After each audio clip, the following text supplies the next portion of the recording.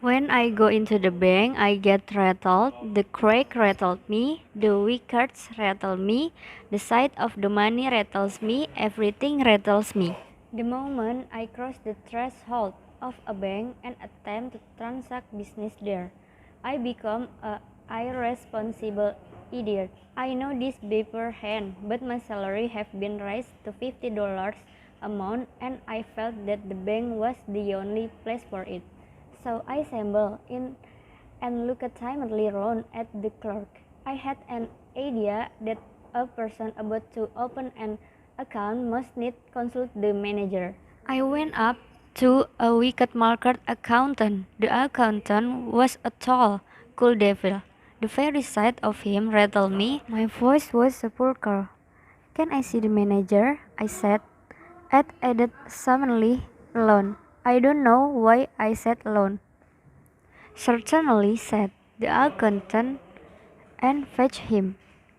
The manager was a grave, calm man. I held my $56 clutched in a crumpled ball in my pocket. "Are you the manager?" I said. God knows I didn't doubt it. "Yes," he said. "Can I see you?" I asked. "Alone?" I didn't want to say alone again, but without it, the thing seemed self-evident. The manager looked at me in some alarm. He felt that I had an awful secret to reveal. "Come in here," he said, and led the way to a private room. He turned the key in the lock. "We are safe from interruption here," he said. "Sit down." We both sat down and looked at each other. I found no voice to speak. "You are one of Pinkerton's men, I presume," he said. He had gathered from my mysterious manner that I was a detective. I knew what he was thinking, and it made me worse. "No, not from Pinkerton," I said, seeming to imply that I came from rival agency. "To tell the truth," I went on, as if I had been prompted to lie about it, I'm not a detective at all. I have come to open an account. I intend to keep all my money in this bank." The manager looked relieved but still serious. He concluded now that I was a son of Baron Rothschild or a young gold. "A large account, I suppose," he said. "Fairly large," I whispered. "I propose to deposit $56 now and $50 a month regularly." The manager got up and opened the door. He called the accountant. "Mr. Montgomery," he said, unkindly loud, "this gentleman is opening an account. He will deposit $56. Good morning." I rose. A big iron door stood open at the side of the room. "Good morning," I said, and stepped into the safe. "Come out," said the manager coldly, and showed me the another way. I went up to the accountant wicket and poked the ball of money at him with a quick convulsive movement as if I were doing a conjuring trick. My face was ghostly pale. "Here," I said, "deposit it." The tone of the word seemed to mean, "Let us to do this painful thing while the fit is on us."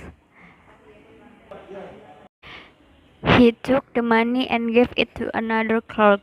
He made me write the sum on a slip and sign my name in a book. I no longer knew what I was doing.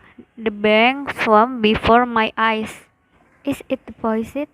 I asked in a hollow, vibrating voice. "It is," said the accountant. "Then I want to draw a check." My idea was to draw out $6 of it for present use. Someone gave me a checkbook through a wicket, and someone else began telling telling me how to write it out. The people in the bank had the impression that I was an invalid millionaire. I wrote something on the check and thrust it in at the clerk. He looked at it. What are you drawing it all out again? He asked in surprise. Then I realized that I had written 56 instead of 6. I was too far gone to reason now. I had a feeling that it was impossible to explain the thing. All the clerk had stopped writing to look at me.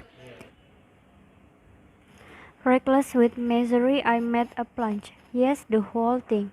You withdraw your money from the bank, every cent of it. Are you not going to deposit anymore? Said the clerk, astonished. Never. An idiot hope struck me that they might think something had insulted me while I was writing the check and that I had changed my mind. I made a fresh attempt to look like a man with a fearfully quick temper. The clerk prepared to pay the money. How will you have it? He said. What? How will you have it? Oh, I caught his meaning and answered without even trying to think in fifties. He gave me a $50 bill, and the six he asked directly. In six in sixes, I said. I gave it me and I rushed out. As the big door swung behind me, I caught the echo of a roar of the laughter that went up to the ceiling of the bank. Since then, I bank no more. I keep my money in cash in my trouser pocket and my saving in silver dollar in a sock.